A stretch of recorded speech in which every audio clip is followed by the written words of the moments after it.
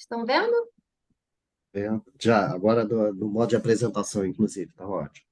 Ah, então maravilha. Bom, então a gente, né, trouxe para conversar com vocês aqui nessa masterclass o nosso case de adequação da estante mágica LGPD. E aí vou começar aqui apresentando o nosso escritório, né? Nós duas somos advogadas, eu e a Marina, nós somos sócias. O Moura Soares Advogados é um escritório jurídico que foi iniciado em 2021. Ele é recente, e ele vem crescendo. A gente atende a Estante Mágica, atende também alguns outros clientes na área de direito corporativo, principalmente com societário, contratos, privacidade, propriedade intelectual. E a Estante Mágica é um cliente de longa data, né? Eu atendo a Estante Mágica desde 2017, eu já fui jurídico interno, já fui head de jurídico interno deles, inclusive quando eles fizeram a conformidade, iniciaram o projeto, eu estava lá dentro, e a gente passou a atender enquanto escritório. Bom, minha experiência profissional, né? Eu atualmente sou doutoranda na UERJ, na linha de pesquisa de empresas e atividades econômicas. Também concluí meu mestrado pela UERJ. Antes disso, tinha feito uma especialização em Direito Corporativo, um LLM no IBMEC. Tenho graduação pela UF, sou advogada, tenho experiência com startups, negócios de impacto, que é o meu tema de pesquisa também, no doutorado e no mestrado. Trabalho com privacidade e sou indicada, formalmente como DPO da Estante Mágica. Marina, não sei se consegue se apresentar ou se quer que eu passe aqui, mas se você puder abrir o microfone para falar do seu currículo. Posso sim. Oi, pessoal, boa noite. Bom, meu nome é Marina, eu sou sócia aqui do escritório junto com a Natália, né? Eu atualmente faço uma pós-graduação na UERJ, no ITS UERJ, em Direito Digital. Eu trabalho nessa área já desde 2010, quando eu fiz meu mestrado na França. Eu fiz minha graduação na UFRJ e eu sou advogada aqui no Brasil e também passei a OAB na França, sou habilitada nos dois países e trabalho desde 2010 na área de propriedade intelectual, marca e direito digital.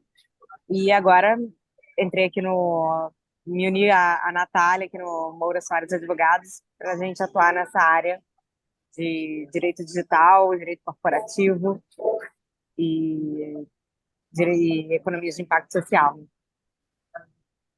Maravilha. E além de nós duas, a gente também tem na equipe atualmente o Pedro e a Pamela, que estão na foto com a gente. Essa é a nossa foto do nosso último encontro presencial, porque a gente trabalha remotamente, então quando a gente consegue estar juntos na mesma cidade, a gente aproveita para sempre fazer algum encontro presencial, né? Passar um dia juntos trabalhando, enfim, e aí tá aí esse registro. Bom, passando agora para falar um pouco sobre a Estante Mágica, não sei se alguém aqui já é pai, mãe, se tem algum filho que já se formou autor, né, através do projeto da Estante Mágica. Mas caso vocês não conheçam, eu vou passar esse vídeo curto, que é para dar um pouco da ideia do modelo de negócio deles. Crianças criam histórias todos os dias.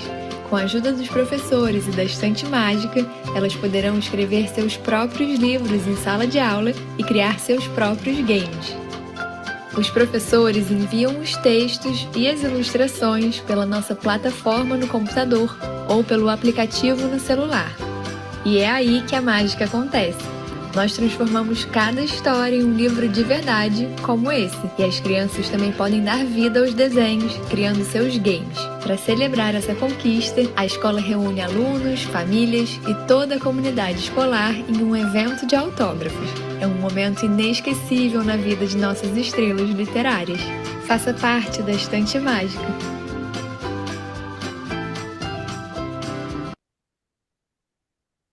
Bom, então esse é um breve vídeo, né, que descreve como funciona o projeto deles. Então, é uma startup, como o Marcos falou, ela existe desde 2009 e ela vem crescendo, né, teve um crescimento bastante acelerado. Nos últimos anos, ela atingiu a marca de mais de 7 mil escolas que aplicaram já o seu projeto, impactando mais de 2 milhões de crianças. E como o Marcos falou, a Estante Mágica ela tem uma operação no Brasil, mas também tem uma operação atualmente na Colômbia e no México. e já teve testes em outros países, totalizando 9 países. Então, é um negócio realmente bastante, é um negócio de impacto social e ele tem uma dimensão bastante relevante, né? Então, por isso que os desafios são tão importantes para a gente. É, Crianças acho que eu. criam. Pronto. Agora, passando, né, com vocês para uma linha do tempo do nosso projeto de adequação da Estante Mágica LGPD, eu trouxe aqui como primeiro marco, né, temporal, agosto de 2018, que é o mês em que a LGPD ela foi publicada. Ela veio com um período de vacatio legis, né, de 18 meses, que é um período no seu texto original, que era o período que as instituições, as empresas, a organização civil, né, teria para poder se adequar ao que dizia a lei. E o intuito da lei nunca foi proibir, né, as atividades de tratamento de dados, nunca foi restringir, nunca foi impedir negócios, mas proporcionar uma segurança maior para que as pessoas pudessem confiar nas empresas, nas instituições, e que os tratamentos fossem feitos de maneira adequada, seguindo os direitos, né, de titulares e todos os princípios que a LGPD traz. Então, logo em dezembro de 2018, a gente fez um primeiro treinamento no escritório físico da Estante Mágica. Essas fotos aí retratam, né, esses registros que foram feitos. A Estante Mágica nessa época tinha três andares num escritório, num prédio comercial do centro do Rio de Janeiro. E aí eu estou passando uma apresentação, na época ainda com o meu escritório anterior, não era sócia da Marina nessa época. E na segunda foto a gente tem algumas pessoas que estavam assistindo, né, a palestra. A gente fez nessa época 2 encontros presenciais.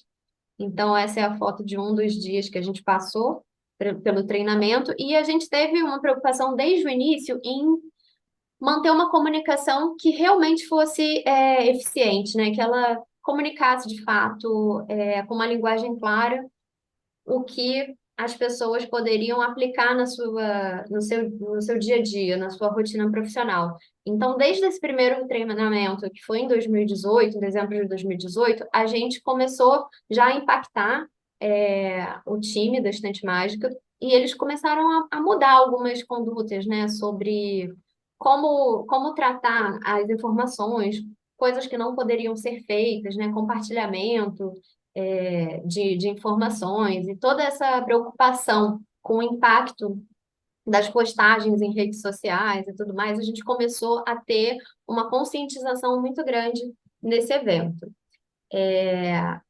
Dali, então, né, a gente ficou tocando bastante no assunto, trazendo informações para o time sobre o que dizia a lei, o que a gente teria que adequar dentro da Estante Mágica. E de setembro a novembro de 2019, eu me reuni com o time de tecnologia, com as lideranças, e a gente fez um plano de ação, né, de algumas iniciativas que foram feitas inicialmente para a gente conseguir iniciar um projeto de adequação. Então, o primeiro passo que foi feito foi um assessment de segurança da informação por uma consultoria especializada, de novembro de 2019 até janeiro de 2020, que foi quando esse trabalho foi concluído. E aí eu achei muito interessante a gente começar por esse caminho, porque, de fato, né, foi feita uma avaliação da segurança da tecnologia, né, do aparato de tecnologia que garantisse uma segurança das informações que eram mantidas para que o negócio acontecesse. Então, a gente não começou por documentação, a gente começou pela parte de tecnologia mesmo, e isso foi muito importante porque nessa época foi feito um mutirão de coleta de algumas documentações, de troca de senhas, né, de ajustes que precisavam ser feitos para poder garantir maior segurança.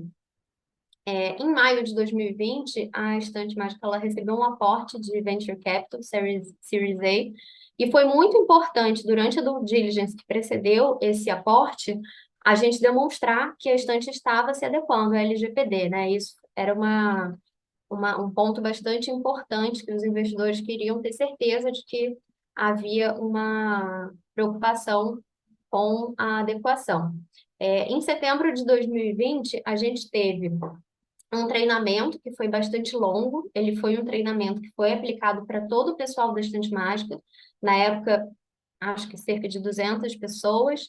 A gente dividiu esse treinamento em 3 dias, porque a gente não queria só despejar conteúdo, né? A gente não queria fazer um treinamento maçante, a gente queria trazer uma parte bastante lúdica, que faz muito parte dessa cultura da estante. E a gente queria principalmente que as pessoas identificassem naquele conteúdo que a gente estava trazendo, ensinamentos que elas pudessem praticar no seu dia a dia. Então, a gente trouxe exemplos, a gente trouxe rodadas de conversas entre pessoas dos times, a gente dividiu tarefas para que fossem feitas ao longo desses 3 dias de treinamento, e a gente saiu desse treinamento com um plano de ação que continha um cronograma, e aí eu trouxe uma tela desse cronograma para trazer aqui, né, a título ilustrativo de algumas coisas que foram feitas nessa época. Então, a gente, na época, estava revisando políticas de privacidade, termos de uso.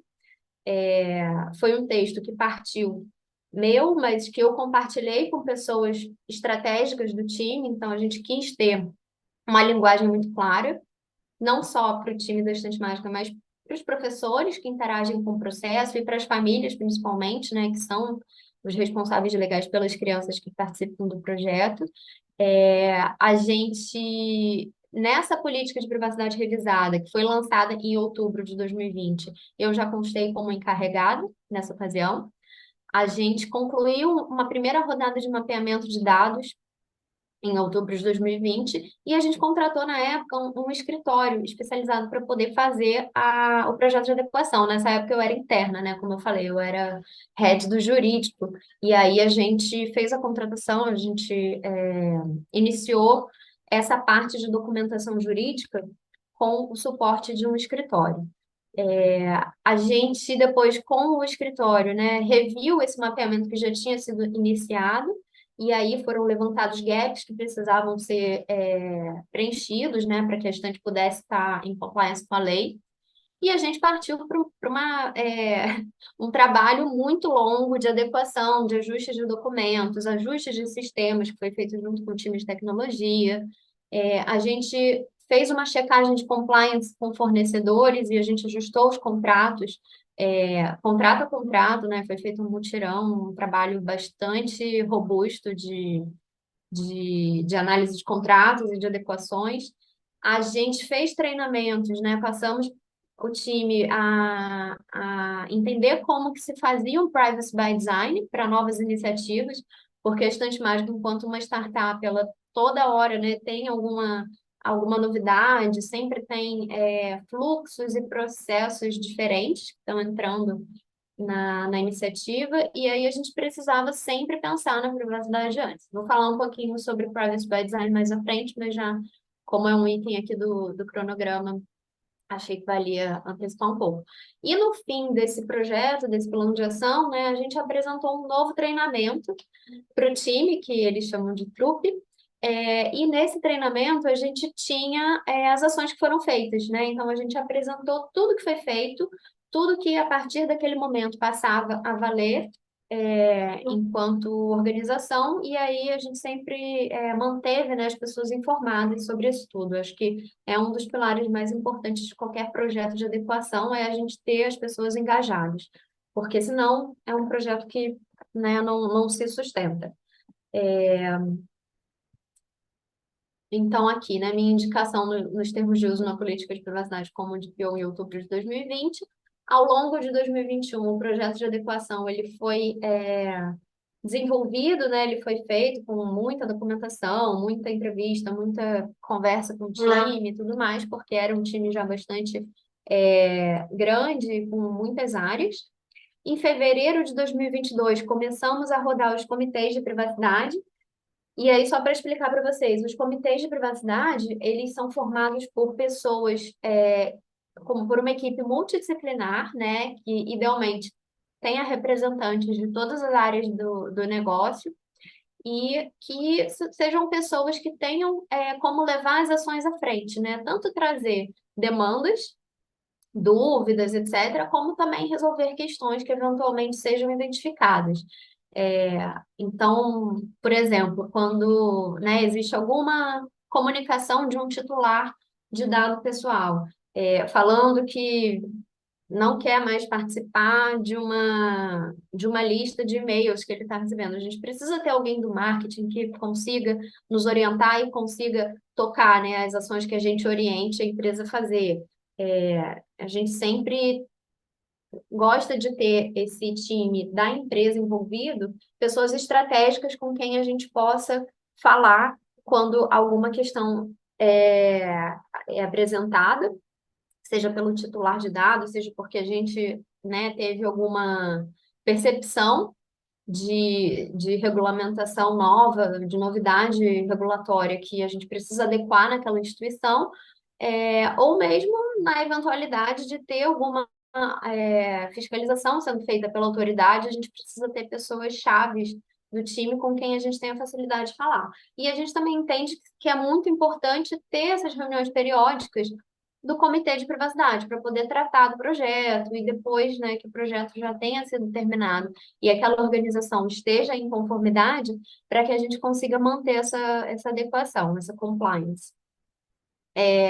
A periodicidade desses comitês ela vai variar de acordo com o ritmo, né, de novidades do negócio. Então, se é uma empresa que está com muitas iniciativas ou que está rodando um projeto de adequação, a gente sugere uma periodicidade mais curta. Agora, não, se já tudo foi feito, todos os documentos foram feitos, né, a empresa ela já mudou a sua ela já está com a sua tecnologia também adequada, seus sistemas implantados, tudo já foi adequado, a gente consegue espaçar um pouco mais esses encontros dos comitês.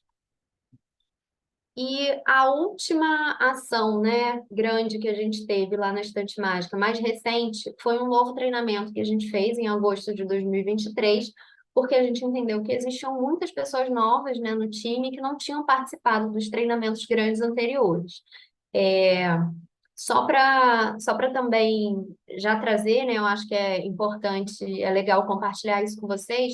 Todas as pessoas que entram, né, em geral, quando existem contratações novas no Estante Mágico, elas participam do embarque. E nesse embarque, a gente também apresenta um conteúdo sobre LGPD e a gente também disponibiliza a documentação que os colaboradores precisam observar. Então, mesmo com essas pessoas participando do embarque, mesmo com o embarque sendo realizado tendo conteúdo de LGPD, a gente achou que era legal fazer um novo treinamento.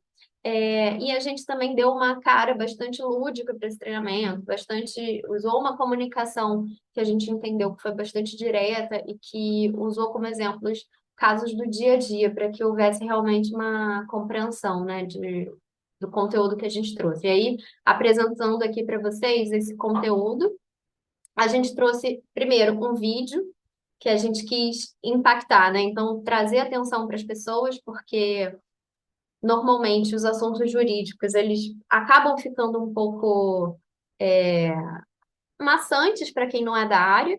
Então, a gente quis trazer o oposto disso, né? A gente quis trazer temas que chamassem atenção e que trouxessem as pessoas para poder receber bem o nosso conteúdo. Depois eu vou compartilhar com vocês os links para esses vídeos, eles são interessantes.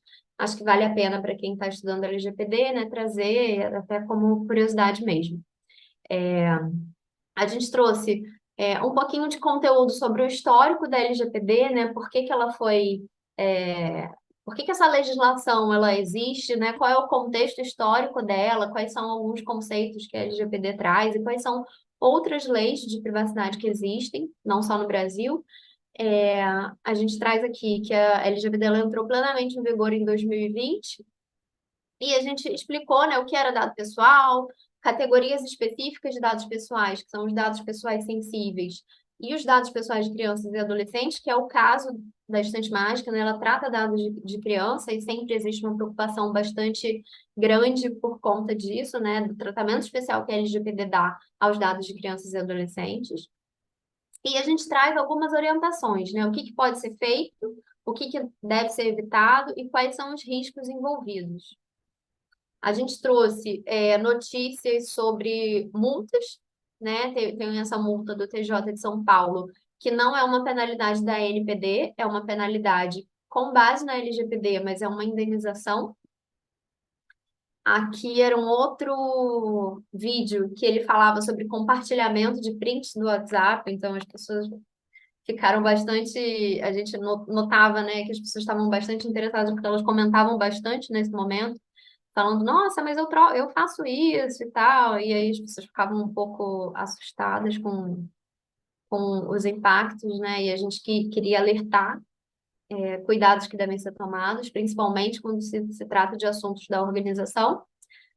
Aqui a gente trouxe conceitos sobre os personagens da LGPD, então, os titulares, os agentes de tratamento, que são o controlador e o operador, o encarregado e a ANPD.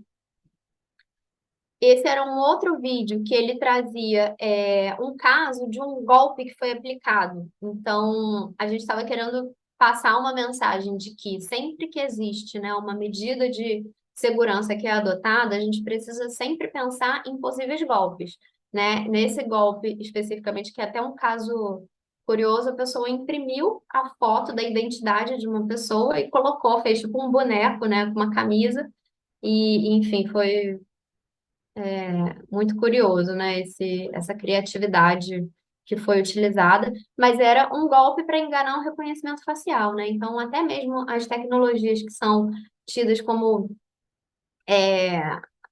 muito, né, que assegurariam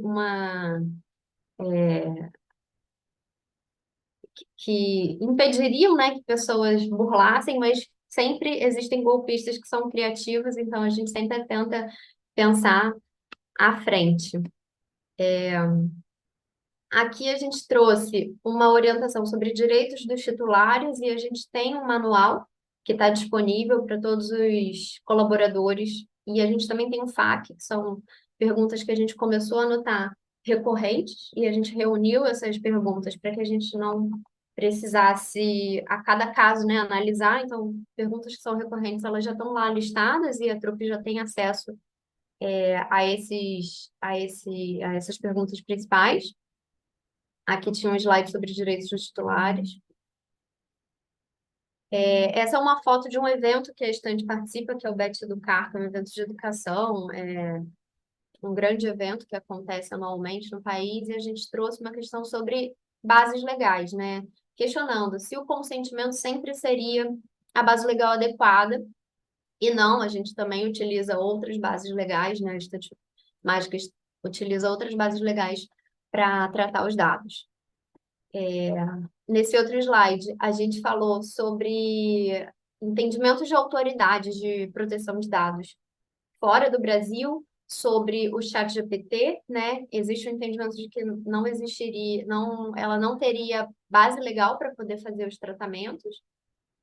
E a gente já relacionou com essa notícia que repercutiu bastante também na mídia, que foi sobre a aplicação da primeira sanção pela NPD.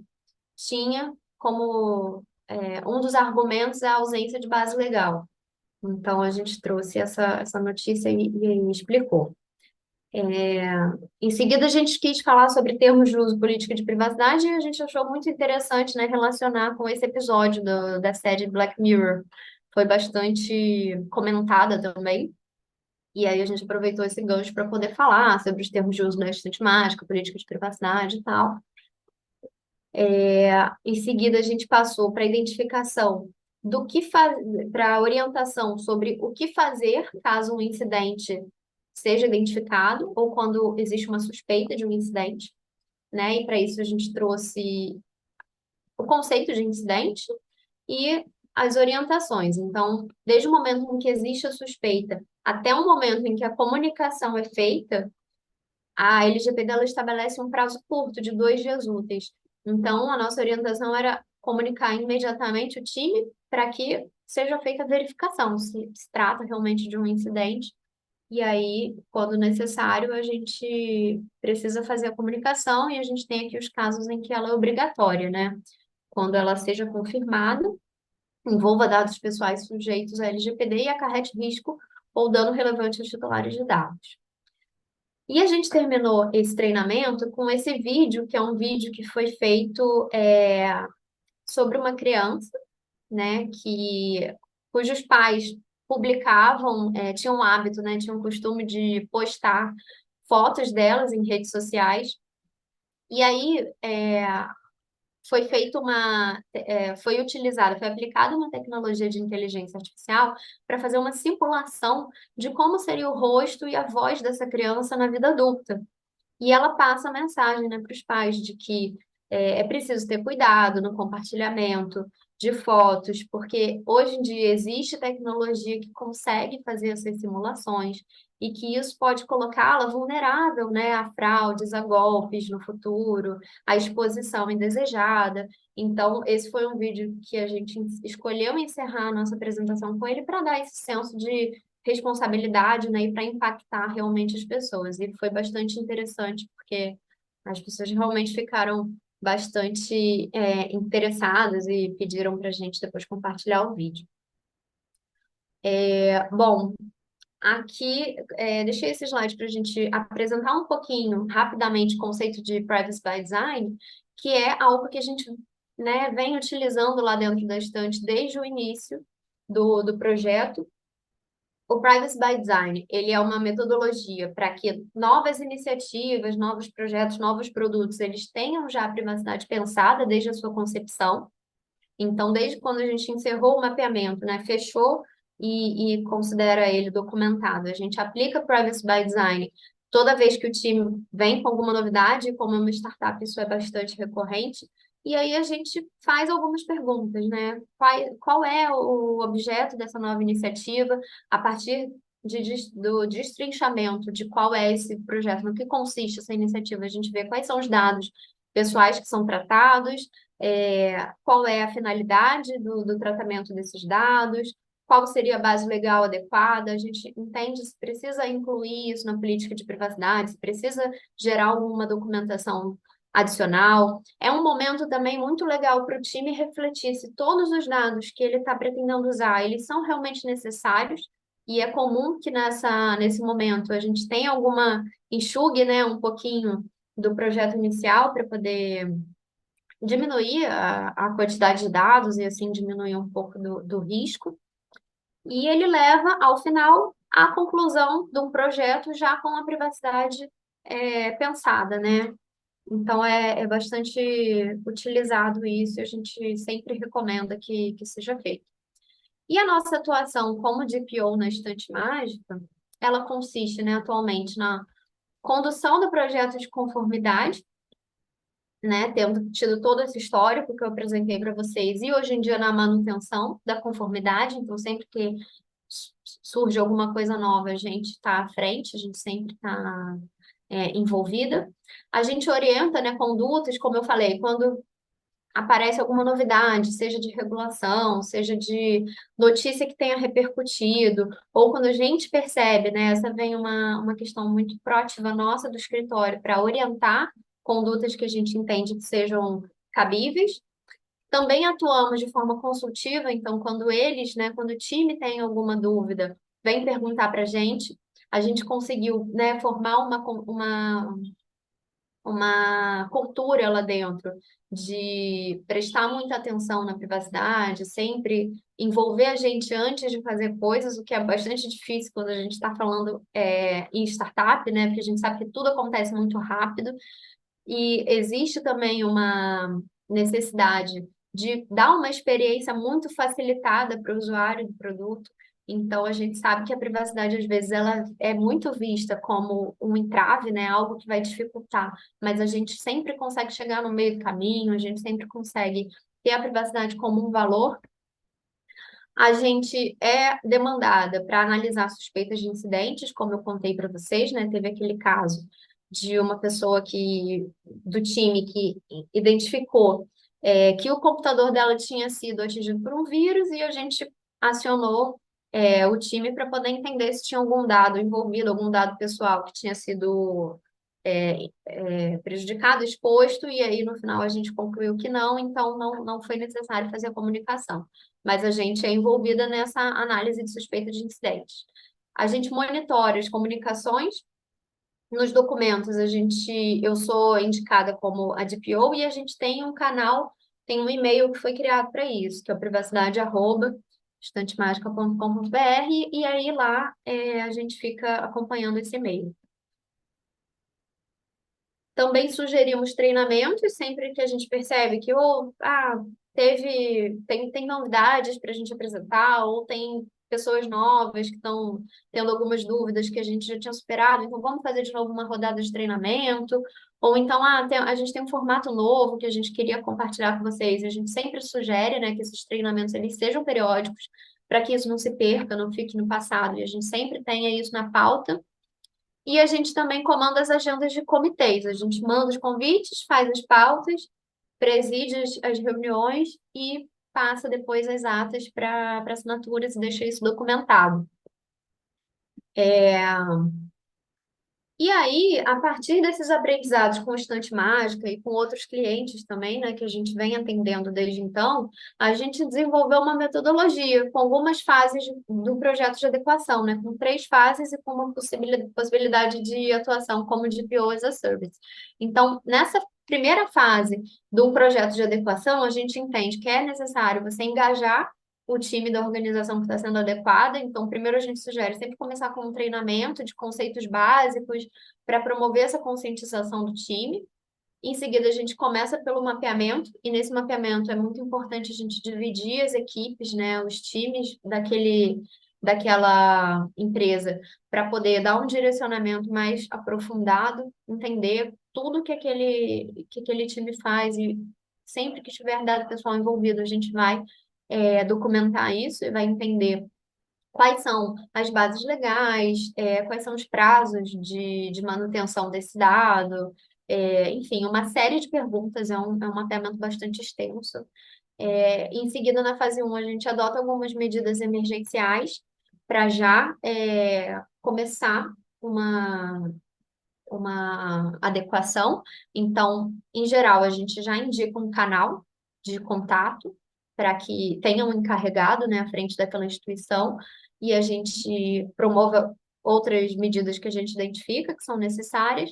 A gente já também apresenta quais são os direitos dos titulares e como que eles devem proceder caso recebam alguma solicitação, e traça um plano de ação para que seja executado na fase 2. Na fase 2, a gente elabora os documentos que são necessários, e isso vai variar muito de acordo com a fase 1. O que for identificado nesse plano de ação é o que a gente vai executar na fase 2. Então, a gente produz documentos como termos de uso, política de privacidade, ou a gente ajusta se aquela empresa já tem. A gente produz documentação sobre governança de dados, respostas a incidentes, a gente orienta com relação a cookies, né, o que precisa ser feito em termos de texto mesmo, que seja apresentado, formulários de coleta, né, de consentimento, etc. Privacy by Design, a gente também apresenta o conceito e explica como agir, como conduzir. A gente prepara o relatório de legítimo interesse e o relatório de tratamento de dados.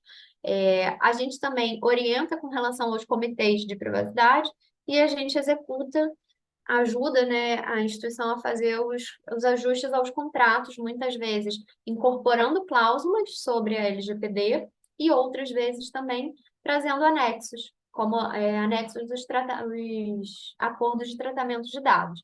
E aí é muito importante a gente avaliar como que essa instituição se coloca em cada relação contratual, se ela vai ser operador, se ela vai ser controlador, se ela é suboperador, enfim, tem uma série de possibilidades, e a gente vai utilizar o documento que seja adequado em cada situação.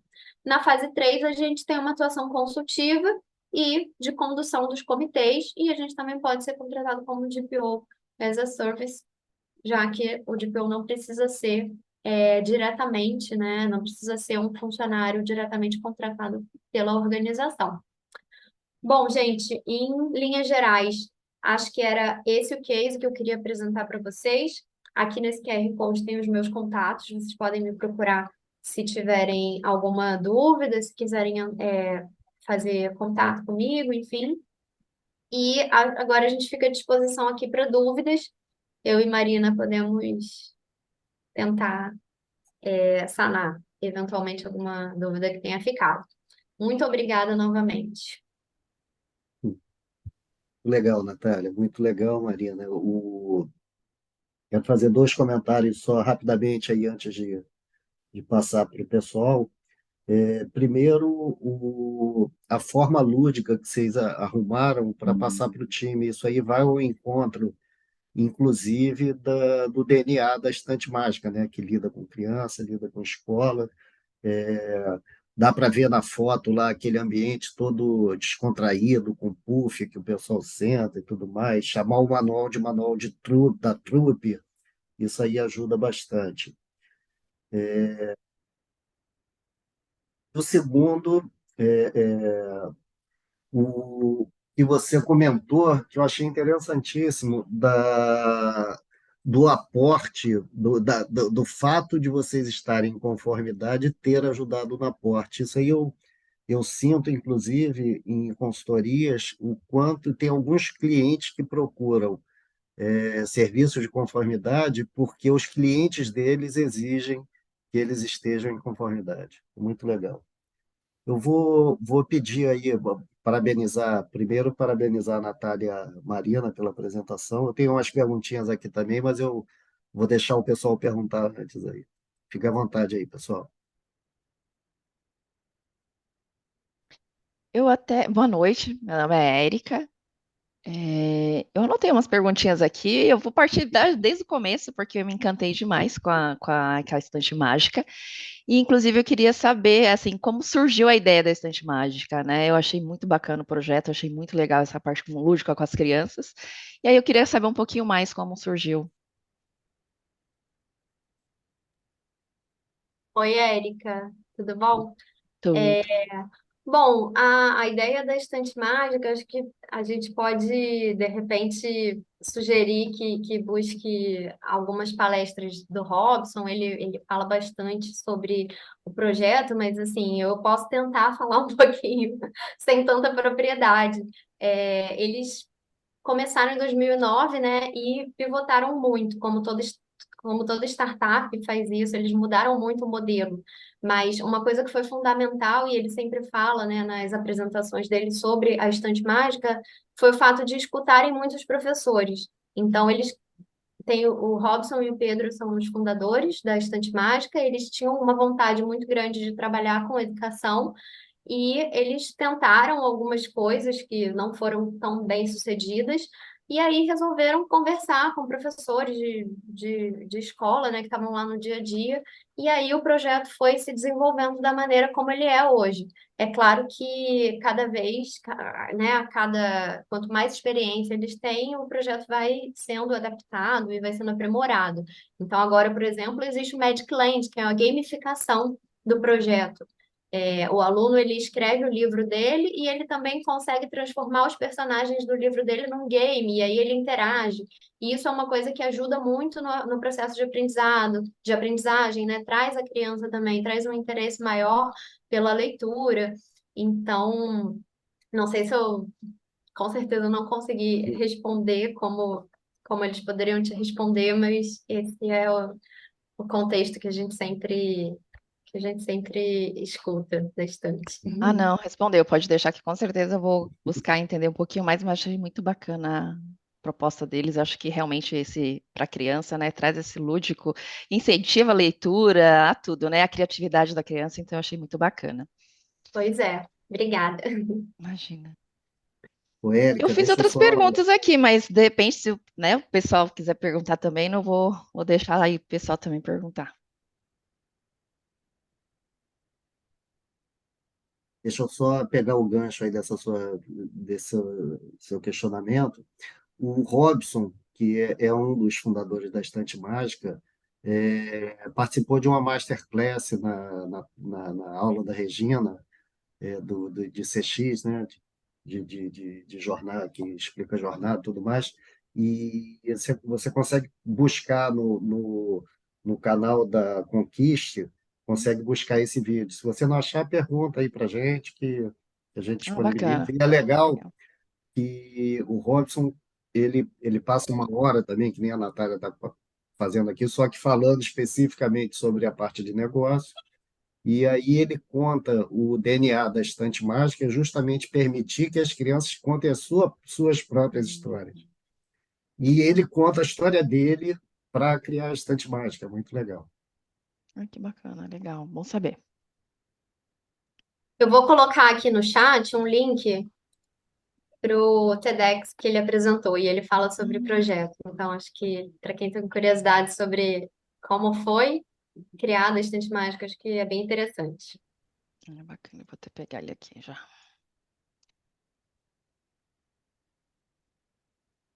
Mais alguém tem pergunta?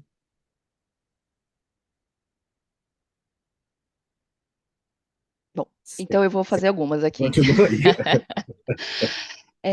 Eu queria saber, com relação ao tratamento de dados, no caso de crianças e adolescentes, se existe uma diferença de tratamento de dados para maiores de 18. Se o tratamento é diferente. Então, Érica, o artigo 14 da LGPD, ele traz, né, no seu texto uma questão que diferencia tratamento de crianças. Ele traz a necessidade do consentimento e ele também traz a necessidade de se observar o melhor interesse da criança e do adolescente. Esse melhor interesse da criança e do adolescente, ele é uma decorrência do Estatuto da Criança e do Adolescente. Então, qualquer coisa que seja feita, né, qualquer iniciativa que envolva crianças e adolescentes, a gente sempre tem que pensar no melhor interesse dela. Então, essa é a interpretação que se dá à LGPD e que a própria NPD já corroborou. Ela entende que o consentimento ele nem sempre vai ser necessário, mas que a gente sempre tem que prestigiar o melhor interesse da criança. Então, não é obrigatória sempre a base legal do consentimento, mas a gente sempre tem que pensar nisso. E existem cuidados especiais que são necessários por se tratar de criança, por se tratar de adolescente. Entendi.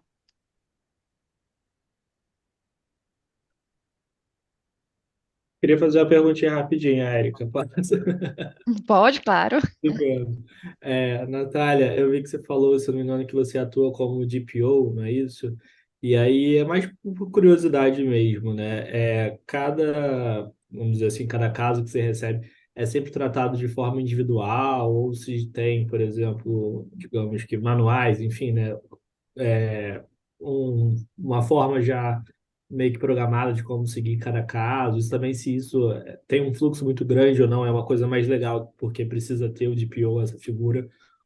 Enfim, um pouco mais de curiosidade, porque é um universo um pouco distante de mim, então queria saber como funciona no dia a dia. Ah, legal, Lucas. Obrigada pela pergunta. Então, a gente trata cada caso individualmente, sim. A gente tem um cuidado, né, de sempre que recebe algum e-mail, a gente entender o que que motivou aquela solicitação. Nem sempre é uma solicitação que é direto para a gente mesmo. Então, teve uma época que a gente começou a receber muito e-mail relacionado ao projeto da Colômbia. E a gente ficou sem entender, não sei até hoje o que que aconteceu, se esse e-mail foi parar em algum canal e as pessoas estavam querendo saber sobre o projeto, a gente sempre direcionava. Mas a gente também já recebeu solicitações que dizem respeito ao projeto mesmo. Então, familiares, né, de crianças que escreveram seus livros querendo entender, quais são os dados do meu filho que vocês armazenam, o que que vocês fazem e tudo mais. E aí o interessante é sempre a gente analisar essas solicitações querendo, primeiro, conferir quem está pedindo realmente tem essa legitimidade, né? Porque também, no afã de talvez querer solucionar um caso, a gente pode, então tá pedindo para excluir os dados dessa criança, vamos excluir. E aí a gente perde talvez um registro que é necessário e pode ser uma pessoa mal intencionada, né? Pode ser que não seja realmente esse responsável pela criança. Então a gente sempre primeiro verifica se quem está solicitando tem legitimidade para fazer essa solicitação e depois a gente tenta entender se a pessoa realmente se expressou da maneira como ela deseja, né? A gente busca sempre entender isso e a gente trata cada caso individualmente. Não tem um padrão Então, a gente não consegue fazer isso de uma forma automática, o que a gente consegue é ter alguns modelos de resposta, né? Então, você está falando sobre direito de titular, a gente tem lá um roteirinho nesse manual de atendimento aos titulares, a gente tem um roteiro de perguntas possíveis e de possíveis padrões de resposta, mas a gente sempre está ali avaliando caso a caso individualmente e envolvendo o time necessário. Legal, obrigado. Nada.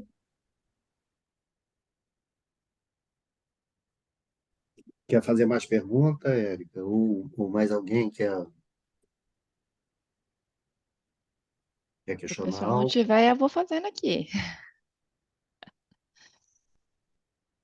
Bom, então o pessoal não se manifestou, então eu vou eu novamente. Fica à vontade. É, Queria saber de vocês qual foi o maior desafio aí que vocês encontraram para fazer essa adequação à LGPD. Então, meu maior desafio, eu acho que foi criar essa cultura dentro da empresa, porque como é uma startup, as coisas têm que acontecer do dia para a noite.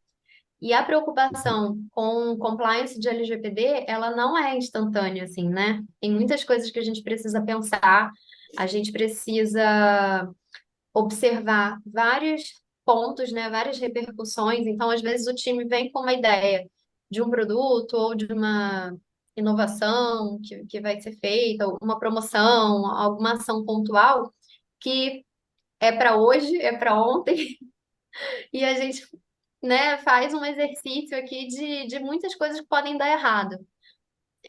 Hoje em dia, já há alguns anos, né, trabalhando com eles, com consistência e trazendo esse valor, né, a privacidade como um valor, a gente entende que já houve um amadurecimento muito grande disso, da importância desse trabalho. Mas é sempre um desafio, porque a gente também entende, né? É muito importante para a startup ela agir rápido, mas a gente tenta sempre dar a melhor orientação para que ela consiga agir rápido, mas com segurança. Bacana, obrigada. Nada. Eu acho até se eu puder fazer um adendo aqui, é sempre os clientes acabam vendo um pouco, porque isso traz trabalho para toda a equipe, para várias equipes. Então é muito difícil chegar e falar assim, gente, agora parem tudo que vocês estão fazendo, que o mais importante é a adequação. E eu preciso de todo mundo engajado. Então, esse engajamento ele é muito difícil num primeiro momento, porque é toda a empresa, e eu falo isso sim, antes de vir para o escritório, eu morava na França e eu trabalhava em empresa de software e ninguém queria fazer a conformidade. A gente fez a conformidade dos contratos, os contratos estavam todos conforme o RGPD, o GDPR, né? Mas parar a empresa e chamar o pessoal do RH e me dar todos os contratos, isso é muito difícil engajar todo mundo. Tanto que eu estava falando até no chat dos vídeos que a gente apresentou. Quando a gente apresentou esses vídeos, foi muito bacana, porque gerou muita discussão. A gente falando, meu Deus, eu posto minha vida na rede social, estou correndo risco. Trouxe uma certa conscientização, trazer um lado mais prático. A gente tenta sempre trazer esse lado prático para conseguir engajar mais o pessoal, né? Que eu acho que é a parte mais difícil. Uma vez que eles entram no barco com a gente, facilita muito, né? E esse é o grande desafio que a gente tenta sempre mudar, convencer ali todo mundo. Mas eu mesma, já em empresa, quando eu trabalhava em empresa, eu ficava nessa mesmo. Lá vem os advogados falar para a gente se adequar com a LGPD. Mas é um projeto que é importante porque a gente tem, por exemplo, até um outro cliente que falou: eu tenho um contrato para assinar, eu preciso estar em conformidade até dezembro. Ele nunca fez nada de conformidade. De repente, um cliente mandou e a gente precisa, do, até dezembro, estar conforme a LGPD para conseguir fechar um contrato. Então, assim, aí nesse caso vem de cima a ordem. Agora todo mundo pare, se o advogado falar que é importante, vai. Mas esse engajamento que é uma parte chave, né, para o sucesso da adequação. Bacana, imagino mesmo. Obrigada. Para aproveitar aí, a Marina abriu o microfone, uma curiosidade que ultrapassa aqui o caso da estante, falar um pouquinho da sua experiência na França, comparando com o que a gente tem, o momento que a gente vive aqui no Brasil, porque na Europa está pelo menos 2 anos à frente da gente, né? Pela implantação da GDPR. e a França, o Reino Unido, França e Reino Unido principalmente são dois dos países com mais inovações e com mais agilidade em termos de proteção de dados, e a Irlanda uma das mais severas, né, nas punições. Então, você falar um pouquinho dessa experiência de Europa, só o que que agrega aqui o que que a gente pode se inspirar para se precaver. Você está mutada. Ah, desculpa. Legal. É, na França, realmente, eles já estão, né, um passo à frente, já começaram a sair as grandes multas, porque, obviamente, lá o foco principal foi começando com as big techs, né, tiveram várias multas na Europa para Facebook, Google, porque são quem trata, as empresas que tratam dados massivamente, que têm o controle de todos os nossos dados, e a gente não faz a menor ideia da quantidade de dados que eles têm para, né, vigiar a gente. E teve um grande problema lá quando houve o Brexit. Então, todo mundo que estava, todos os servidores da Europa, na Europa já é muito claro a questão que os dados dos cidadãos europeus não podem sair do território europeu. Então, tem um problema que não pode ser o Facebook de Paris, ele não pode armazenar dados nos Estados Unidos, eles têm uma rixa muito grande com os Estados Unidos, que tem uma legislação que o governo pode, a qualquer momento, pedir dados de qualquer cidadão e toda empresa é obrigada a informar para o governo. Então, eles tentam evitar isso, eles não aceitam a Europa como para proteger seus cidadãos. E com o Brexit, o Londres saiu da Europa e aí criou todo esse problema de muita empresa migrar para a Irlanda, sair de Londres, onde que eu vou deixar meus dados? E Irlanda ficou sendo um centro para o armazenamento de dados, para os data centers, porque lá tinha ainda a proteção europeia, mesmo estando fora e ainda estando no Reino Unido, né, mas sem ser na Inglaterra, teve toda essa questão aí dos dados, de onde localizar os dados, e hoje eles tentam um pouco criar uma valorização que a gente se pergunta muito ainda se eles estão valorizando realmente os padrões europeus, os valores europeus, ou se eles querem também criar ali um mercado comum de dados, né? Qual é o preço desse dado que a gente ainda não sabe. E lá realmente está já bem avançado, as empresas estão já, né, já deram esse passo à frente. Aqui no Brasil, eu acho que ficou todo mundo ainda um pouco esperando. Vamos esperar as primeiras é, multas, né? A própria LGPD foi sendo implementada aos poucos,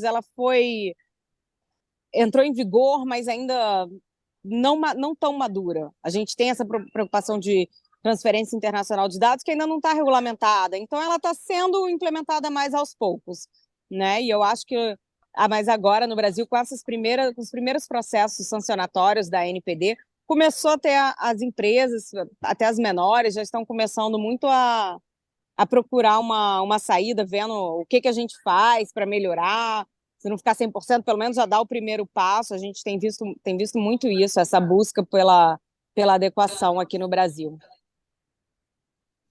Legal. Uma nova onda de Legal. interesse, né? Porque isso Exato. despertou um novo senso de urgência.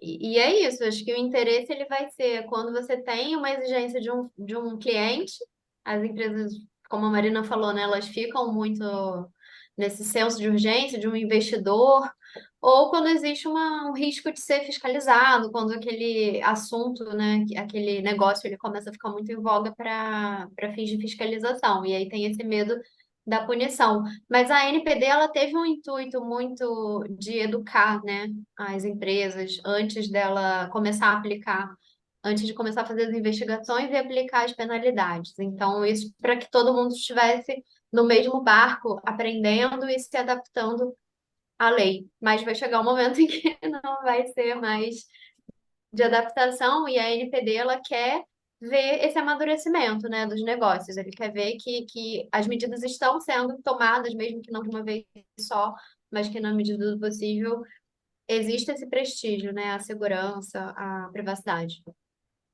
O nosso presidente aqui, da NPD, o Valdemar Tung, ele sempre nas palestras que ele participa, ele sempre pleiteia aumento de quadro, né? E sempre compara, sempre faz comparações ao quadro que a NPD tem e a população que o Brasil tem em relação às autoridades e às populações dos países europeus. O Brasil tem um quadro infinitamente menor do que as autoridades da Europa. Então, Mas isso eles estão começando. Na França, por é, exemplo, a CNIL, que é a Autoridade de Proteção de Dados, a Comissão de Informática e Liberdade, que eles chamam, ela é de 78. Então já tem uma atuação, já era um pessoal que já atuava, já tinha um trabalho ali, né? Não foi criado e de repente tem um monte de funcionário, né? Tem essa questão também que eu acho que eles não levam muito em consideração.